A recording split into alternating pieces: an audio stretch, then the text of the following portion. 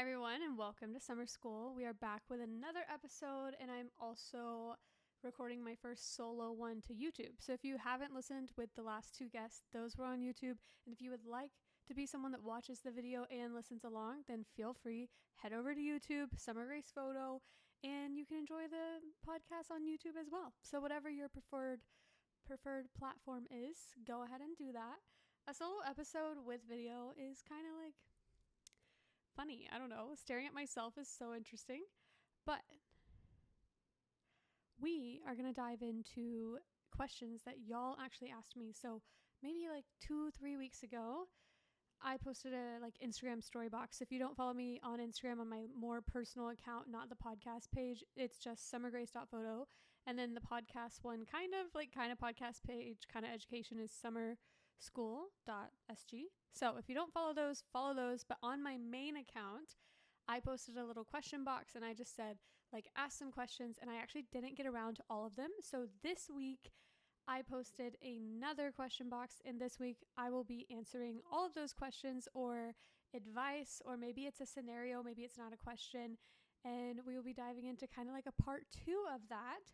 So hopefully I will get to most of your questions, but I'm a talker, so maybe I won't get to all of them, but we have them up. We have the Instagram ready, and we are just going to dive in. But before we dive in, I'm actually going to go over some life updates, which I don't know if there really are a ton of life updates.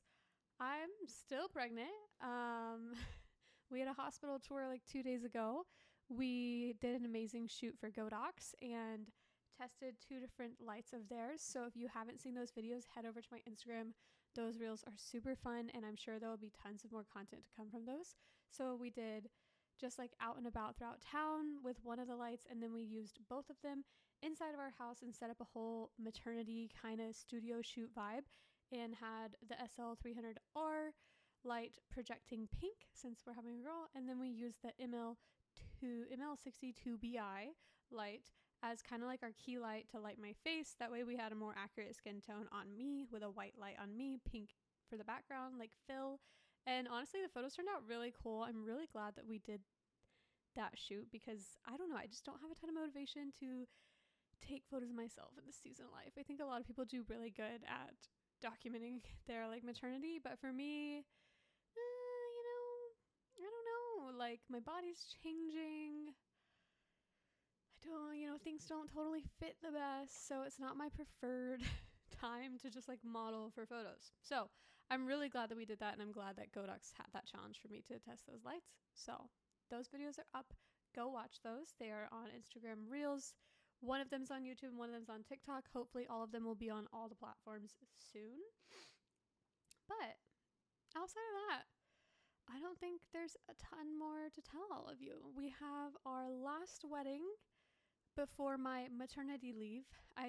If you're watching on YouTube, you can see me doing air quotes. I have no idea what my maternity leave is going to look like. I've never had a kid, and this business supports both Jake and I and future baby. So I'm still going to be working as much as I can, and I will be editing, doing all those things. But as far as physical labor and traveling for weddings, our last one is coming up, which is crazy to think about. But we actually had to cut, I'm doing December, we had to cut most all of our weddings by mid-October. And our last one is October 12th. So, technically I know plenty of photographers that have shot further into term, but I'm really glad this is the date of ours. And since we do travel for most all of our work, probably 80% of our work we are on a plane for, it was just the best decision to cut it by then anyways. So 1 wedding left, 3 left to edit. So hopefully we will get those knocked out before the last wedding. We'll only have 1 left to edit. My coaching program is going strong. My students in that have been just killing it, and it's been such a blast to be with them. This past month was the first of 3 months of their coaching program. That's been incredible. We've seen a ton of wins and just a ton of good accountability coming through the program. And it's just been such a joy to be a part of this semester. And I can't wait to I am 90% sure doing the spring semester unless something, unpredictable with baby ends up happening. So outside of that, there's really not a ton left. I mean, I booked all the travel for our last wedding, and we have their family photo list, and I mean, it's go time. It's less than 2 weeks away. So that's crazy to think about. Who knows? I'm sure I'll shoot some more before December, but yeah, that's our last physical large wedding that we are doing. So wild. But let's dive into some of the advice, questions, things that people put into this question box. I don't know how I worded it, but we're going to see how people interpret it and what they say. Let's start with just the first one and go down. I haven't pre-read these, so my responses and reactions are in live action. How to say no to a booking in the best way, with a blue heart. Emphasis on the heart. That's a interesting one because I personally, well, I guess it depends. I feel like the only reason you would be saying no and them not saying no to you is if you are in their budget, they want to book you, and all is going well. The only thing that might be an issue is,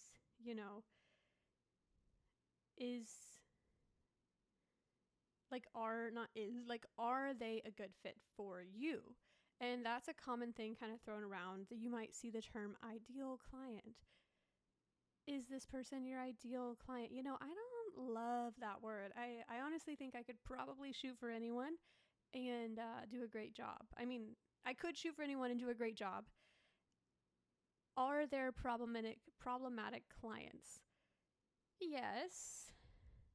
Probably, yes. I haven't had a ton of them, but I know that there are horror stories out there. I think we may have even done an episode with, I don't know if we've done an episode on horror stories, but there are horror stories out there. So there are people you might need to say no to one day. I had to say no to one client in my whole career. I think the reason I've only had to do this once is because my brand is so personal and I show so much of myself that honestly, I am repelling the people that wouldn't want to work with me and wouldn't be a good fit with me.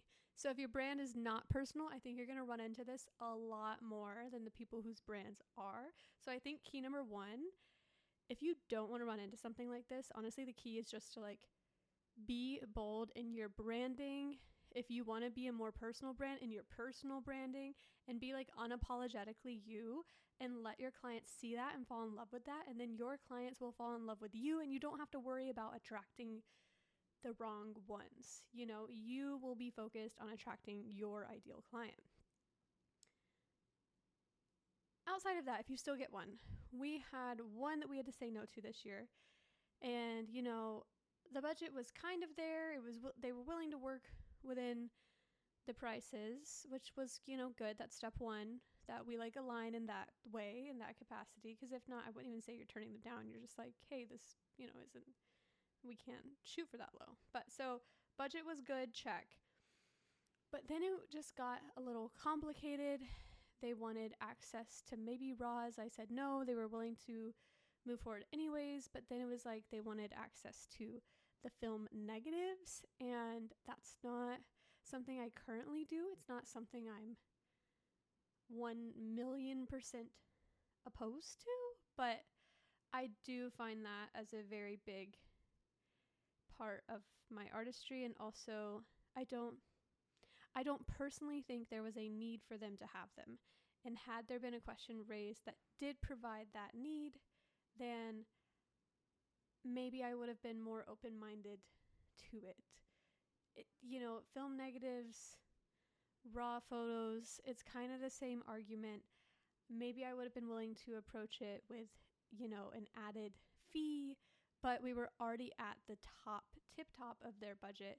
And so with the request of maybe getting some raws, and they weren't creatives, and then also wanting the negatives when that's not something I'm currently offering to any of my clients, I personally did say no.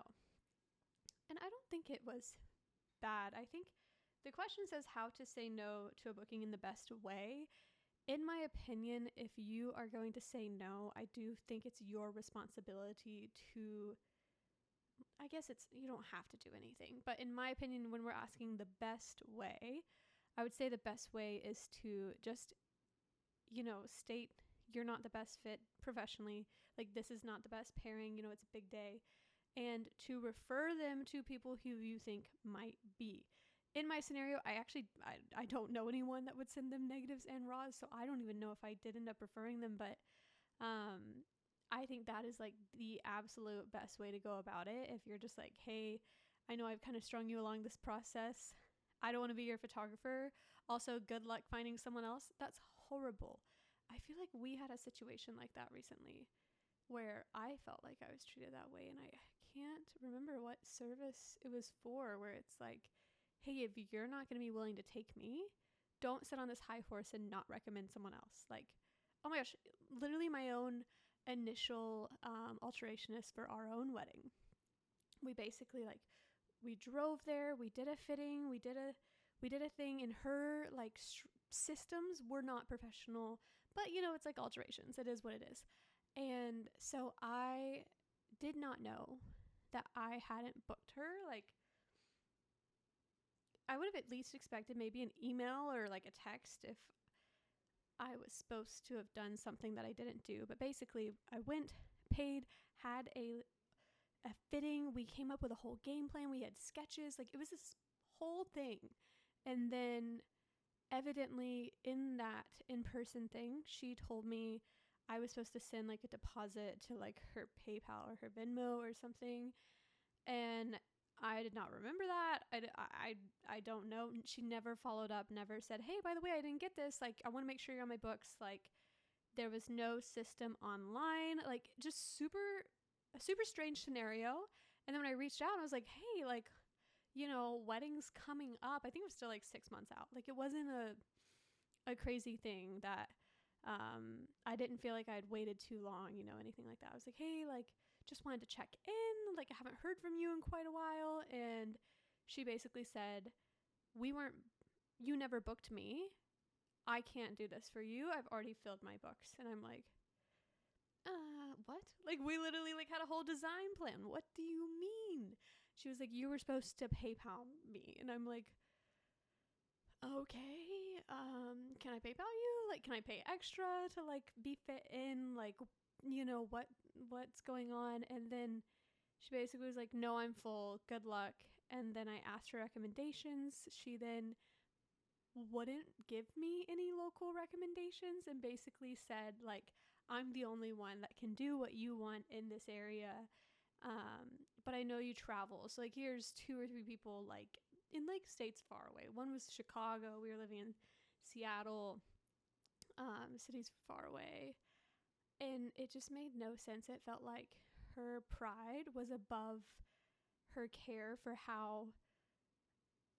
like the experience I was actually having with her. And as a business owner, I just don't think that's appropriate. So if you're going to turn someone down, I highly recommend just sending them a good recommendation list. You have to know some friends that would enjoy this gig. I feel like it's the only thing that's right. Even when we are booked, like just the date is booked, we send recommendations and referrals to our friends, or at one point we had associates. So I would just say, like, handle it all with kindness.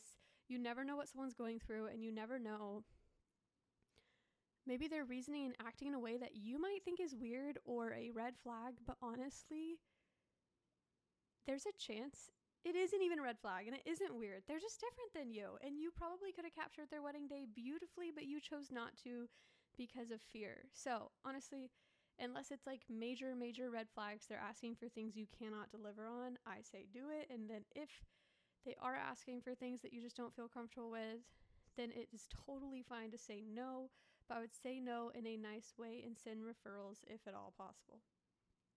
Okay, I rambled so long.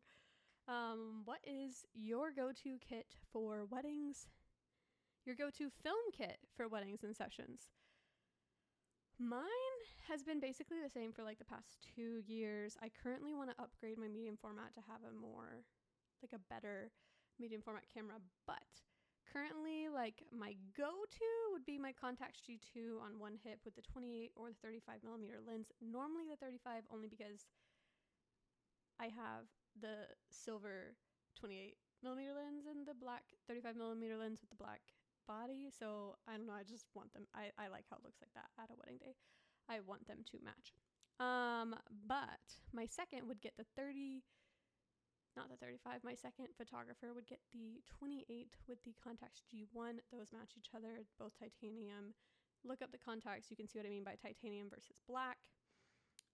Outside of that, the Fuji GA645, I just have the normal one.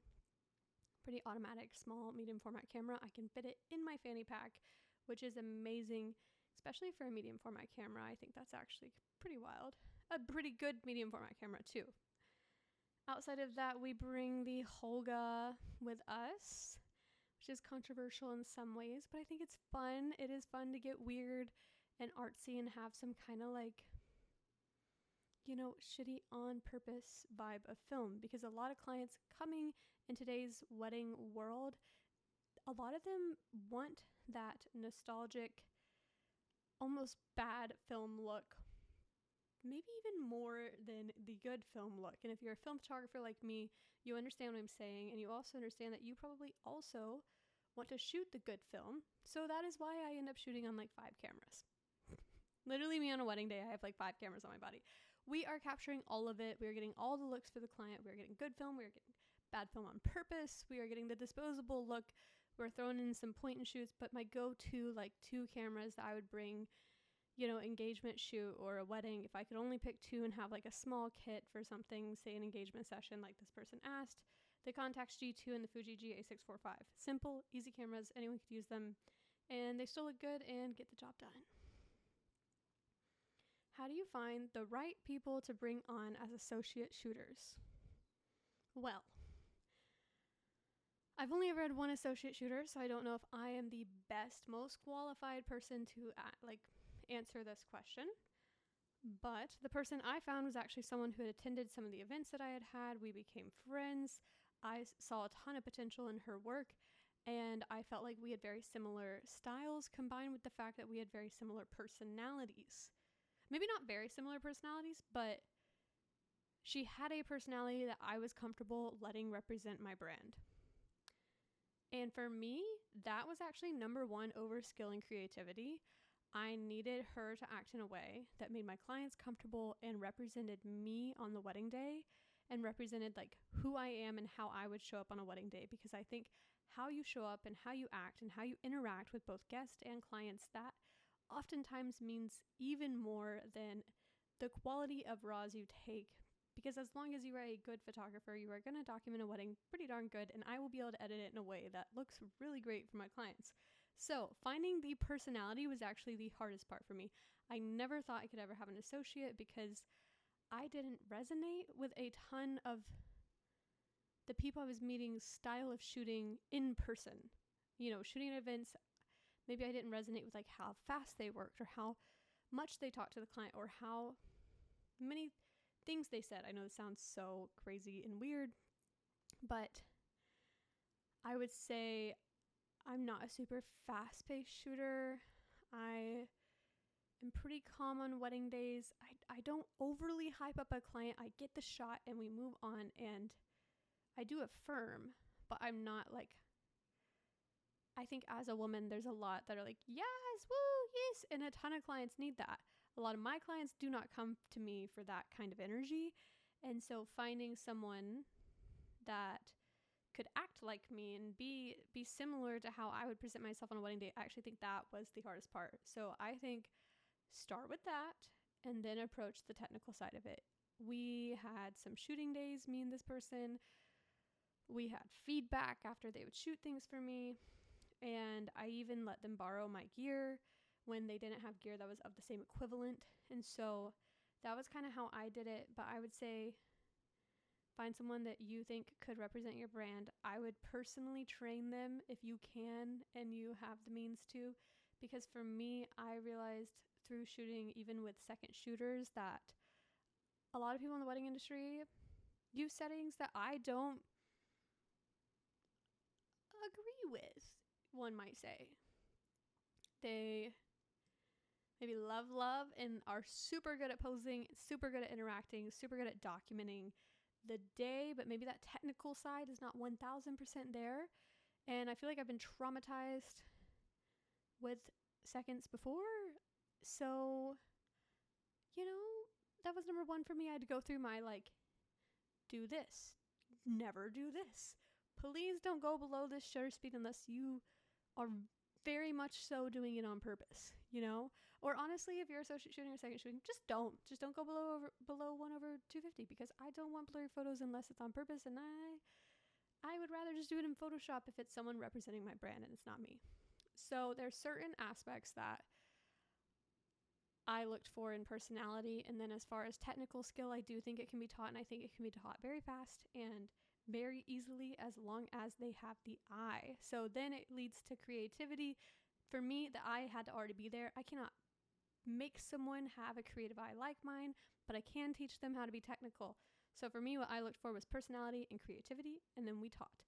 And from there, they did some weddings for me, and she killed it.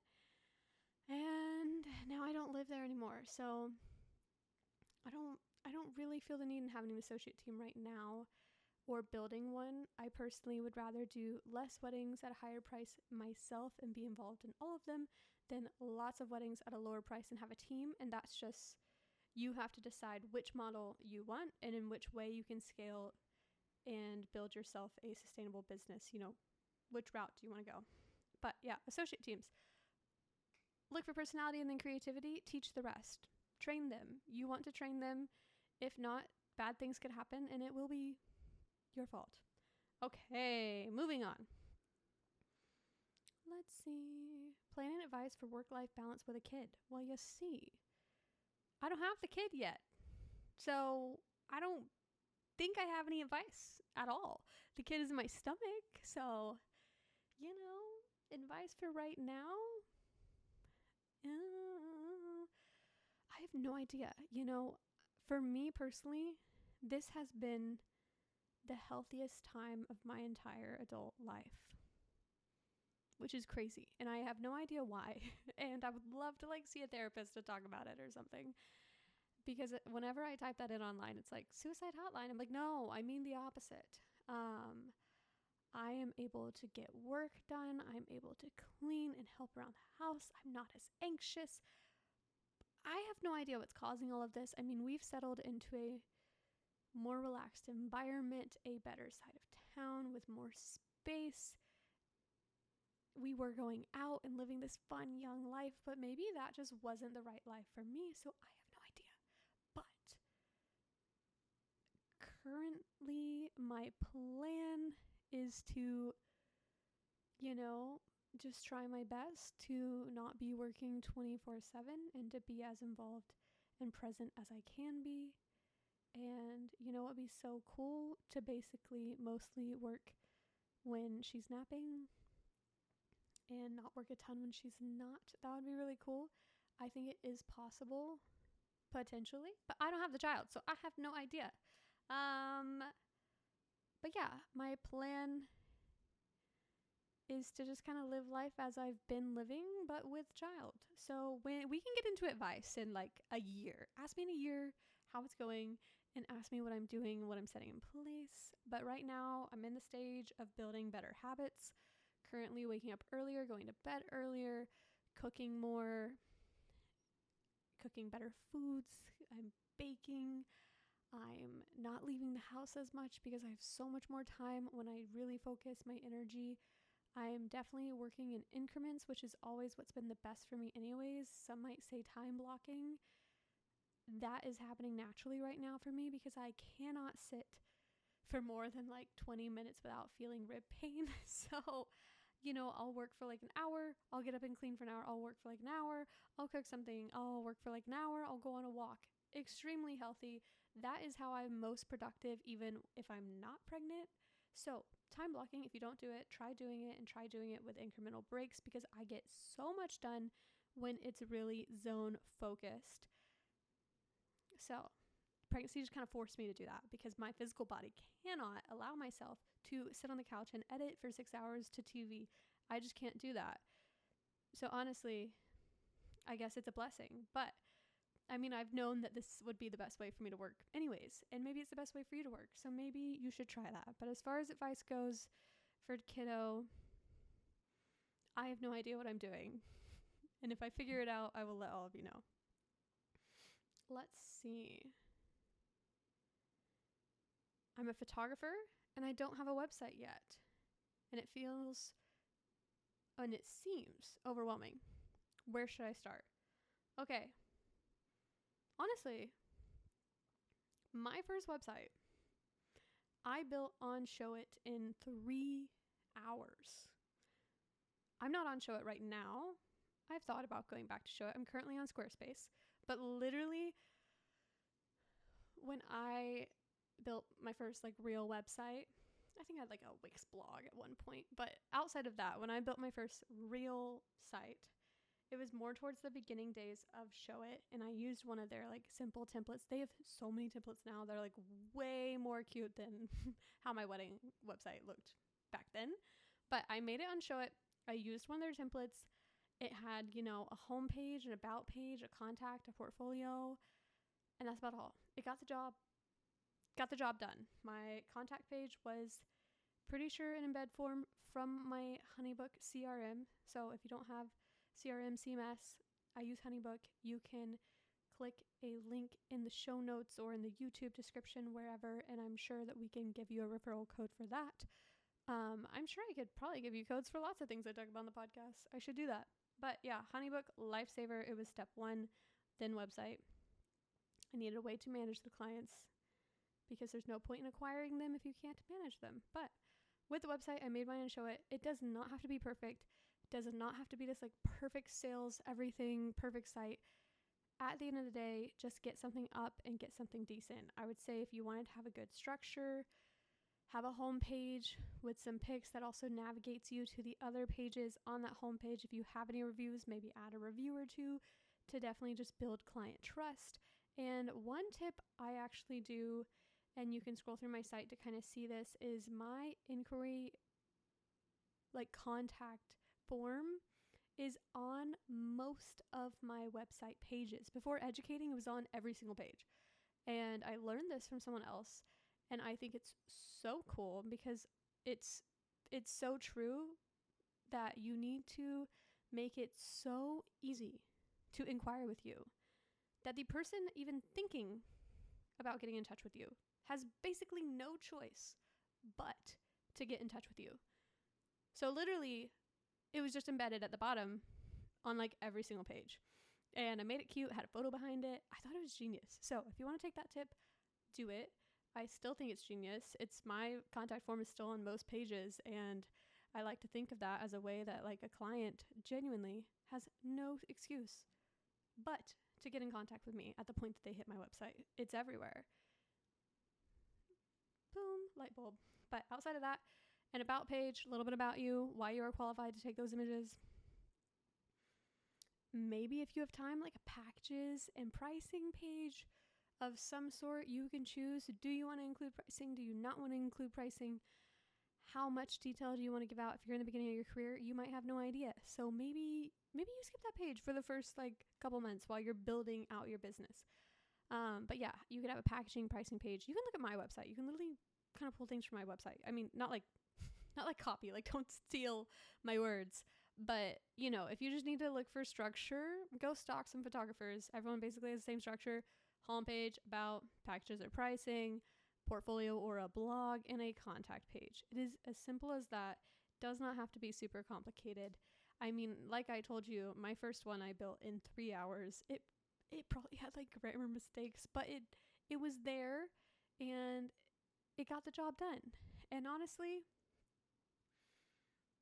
it may have been that website for at least a year, because knowing me, I probably didn't update it. So don't stress too much. If you're curious on softwares, like I said, Showit was what I made my first one on. It was super easy. I now am on Squarespace. Squarespace is simple in a different way while also being complicated. Same with Showit. They have their own pros and benefits, so maybe try out both of them. From there, as far as if you're gonna go through the struggle of building your website, I would also make sure that your images are optimized for web. You might be thinking, oh, I can just like export them in a certain way, or I can just like download the web size thing from PicTime. Even though it says web size, it's really not as small as you want it to be.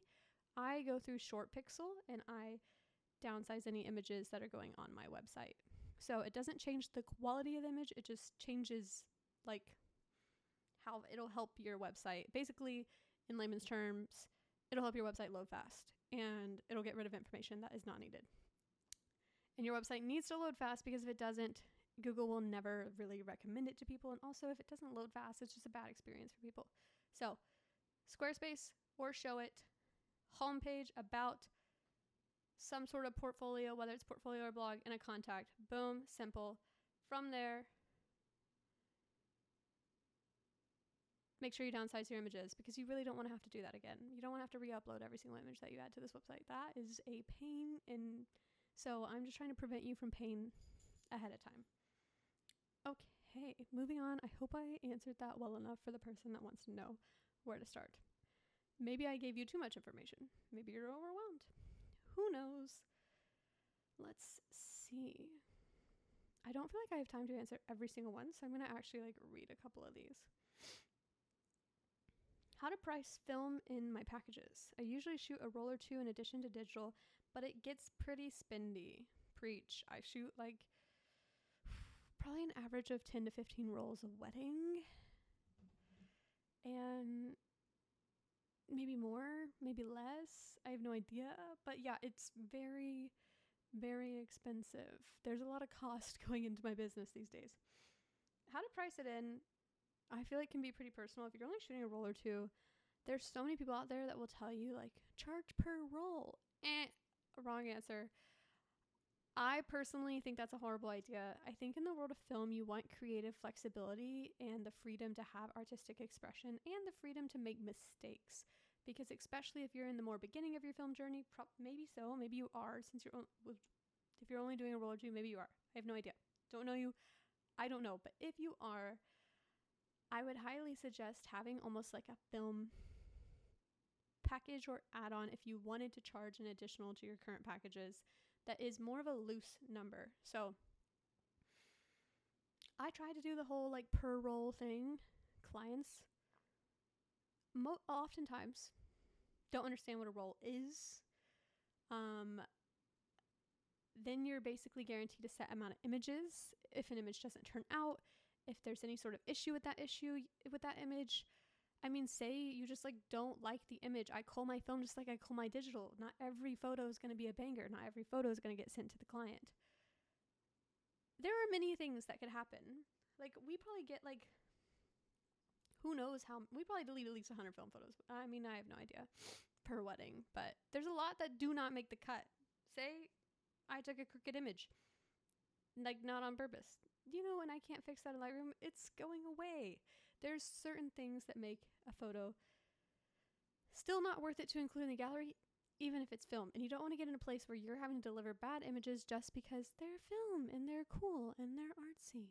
So I would not suggest doing per roll, outside of the fact that a client probably doesn't know what that means. When they don't know what it means, it's going to add a layer of complexity and a layer of making something hard to book. And you never want to be hard to book.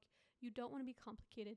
You want your process to be simple and streamlined. So what I would suggest is potentially figuring out how many photos you feel very confident in delivering, whether it be a wedding day, a session, whatever that might look like. How many do you actually feel confident in delivering and giving a range? So just like with engagement sessions, you might say like, oh, it's like 2 to 3 hours and you get 75 plus images. You have a minimum that you're going to hit every single time, and you tell your clients that. Most likely you're not saying you get 50 images and then you only send them 50. I mean, me personally, if it's a good image, I want them to have it. I don't care. Like, I'd rather charge hourly than price per image anyways. So same with film. Say you know that you like shooting 2 to 3 rolls of film. You could say film add-on plus X amount of money. We're going to throw out a very theoretical number. Don't do this number as truth. Say you're like plus 250 and you get 2 to 3 rolls of film. Okay.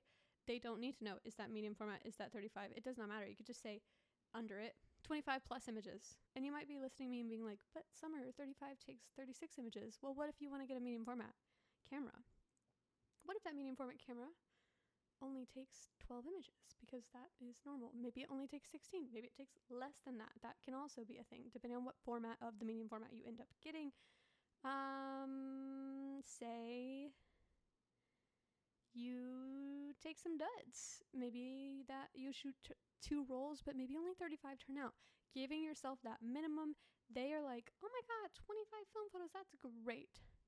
You're not saying how many rolls, you're just saying film add-on, you're going to get 25 plus film photos and $250 or whatever price you want to put that at.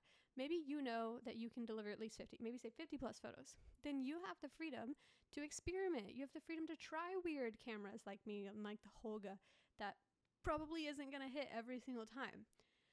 You can try different formats. You can try cameras that take different number of images, all the things.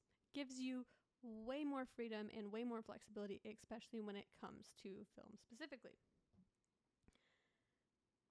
I had an add-on kind of like that. I think it was at 500 and then it was at 1,000, depending on how many film photos they actually wanted, like how much of the day they wanted documented on film. Currently, it is now baked into our prices. So I know that I want to shoot film at every wedding, kind of no matter what. So I adjusted my pricing to reflect that, and I am now more of a hybrid shooter, meaning I'm shooting film and digital at every single wedding shoot, no matter what, and it is baked into my pricing.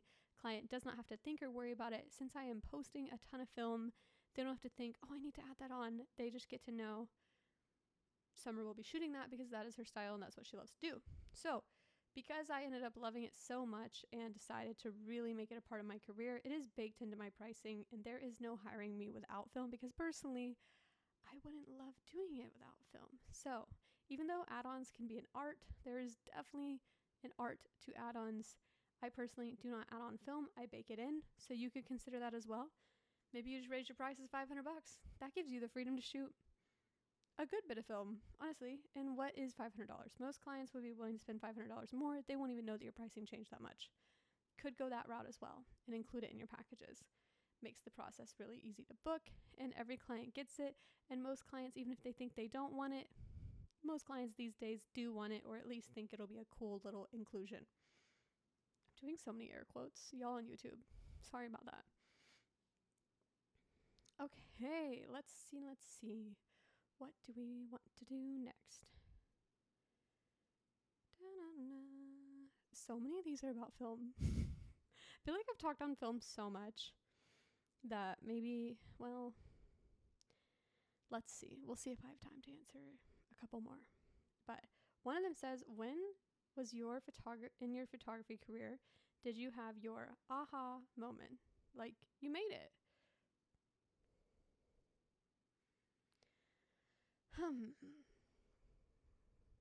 I'm trying to think.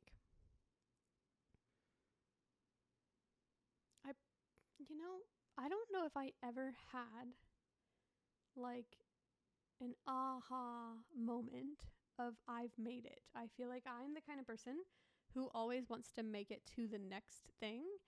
And whether that's good or bad, or maybe leaves me unsatisfied in some ways and not fully satisfied in others, it's definitely a part of who I am. And it's a big part of why I have so much drive and why I continue pushing forward. I would say maybe 3 years ago or more, when I started growing my social media and then ended up teaching at this workshop called Southern Love. I would say that was probably the beginning of finding my aha in some ways, finding my voice and my style of what I felt really confident in and how I felt confident in the photography space.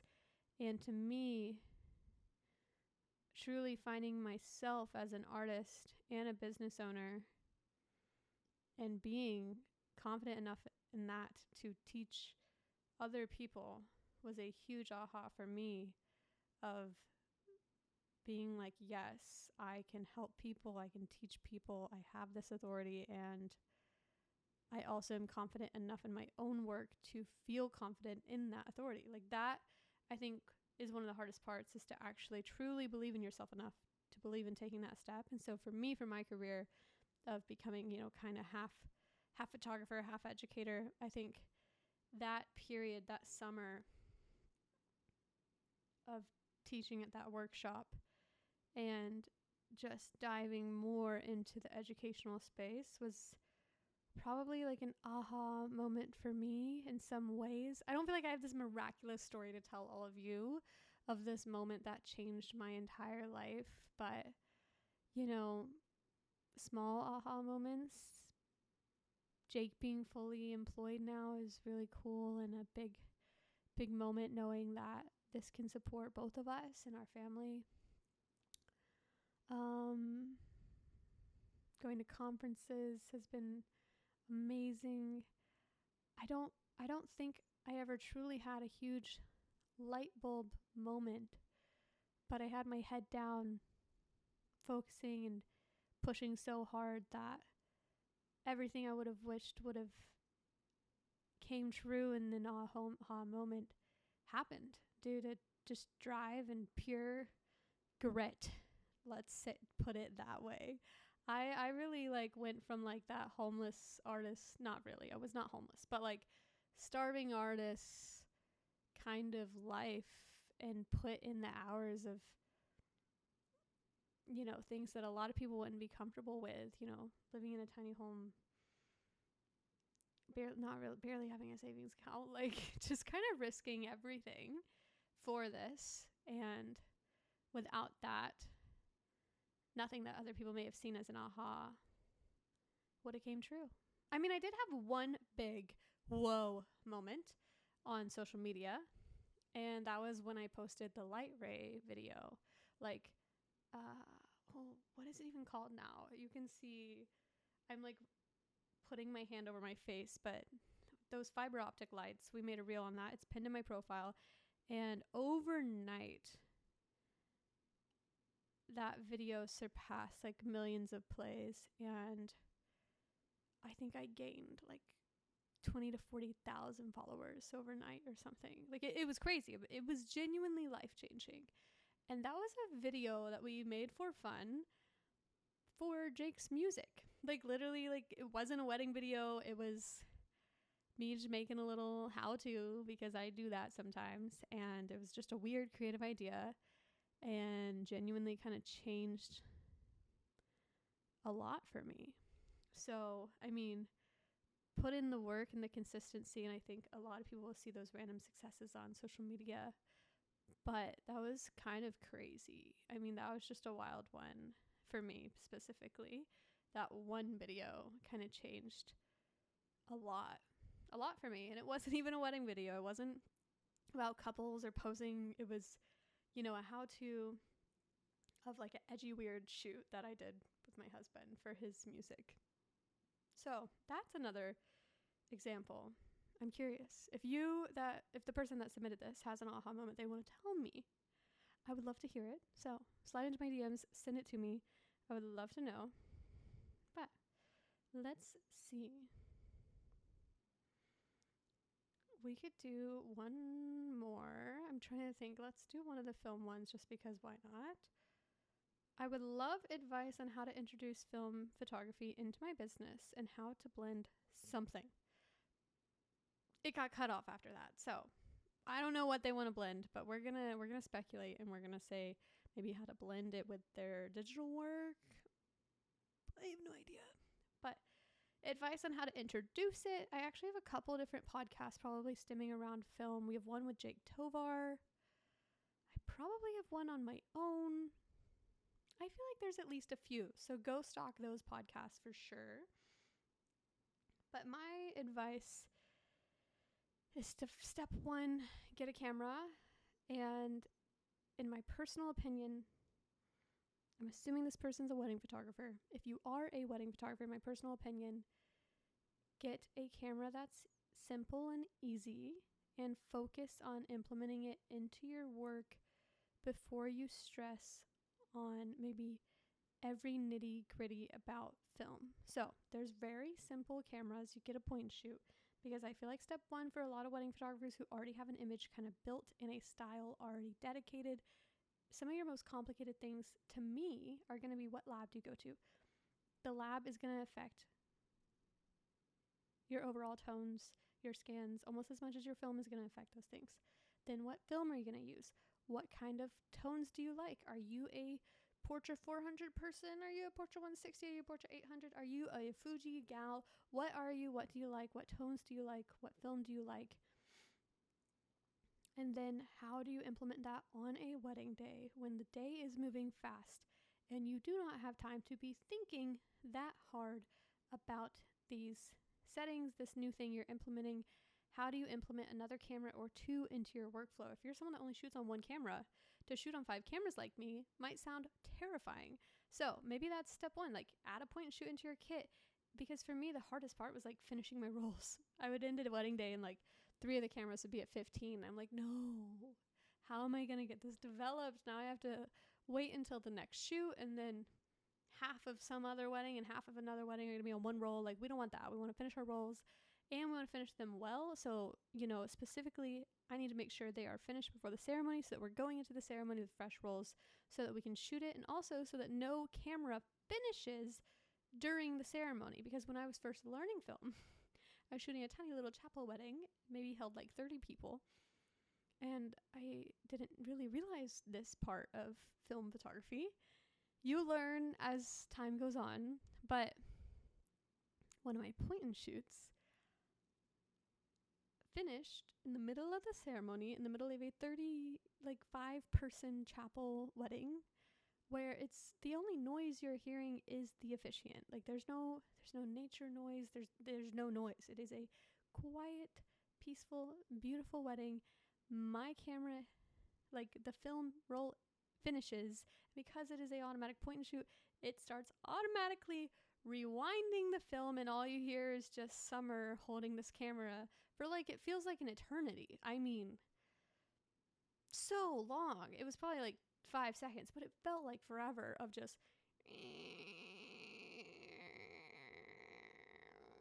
like the film is just unwinding and there's nothing I can do. So don't be like me. Get used to shooting with your cameras. Get used to finishing the rolls on time, loading new rolls during the middle of a wedding day. Get used to that system and that process, and then focus maybe more on gear and finding the right cameras that you want, maybe the type of cameras you want. But honestly, just like when everyone says like, what camera should I start on? I'm like, whatever camera you can get your hands on. That is simple. If you want to like dive into like how to shoot film and shoot more manual film cameras, do that in your free time. Don't do that at a paid wedding gig. Don't do that at a paid shoot, most likely, unless you feel confident in it. Do that in your free time. Walk the streets, play with shadows. On a wedding day, there's so much you can learn from like a $10 point and shoot. So much. So we are going to most likely end there. Yes, that is the end. There's more, but there's only so many I can get to. So if you have any more questions, I'll post another one of these soon. So make sure you're engaging with me online and following up with my stories. I'll put another one up there. If you have any questions or you want any advice, definitely go drop those in the question box. But if you are listening right now and you want to leave a review or subscribe to the YouTube, go subscribe to the YouTube, leave a review, engage however you can, share this to your stories. We have some pretty amazing guests on, and I love having them on. And the more people that listen, the more amazing guests we have on, and just the more the podcast grows. So it would mean the absolute world to me before I sign off if you go do some of those things. Go share this with a friend. Text it to someone if there was some sort of answer that stood out to you. And if you submitted these questions or advice, thank you so much. I cannot wait to do it again. And thank you guys for tuning in to Summer School. I will catch you super soon. Bye, guys.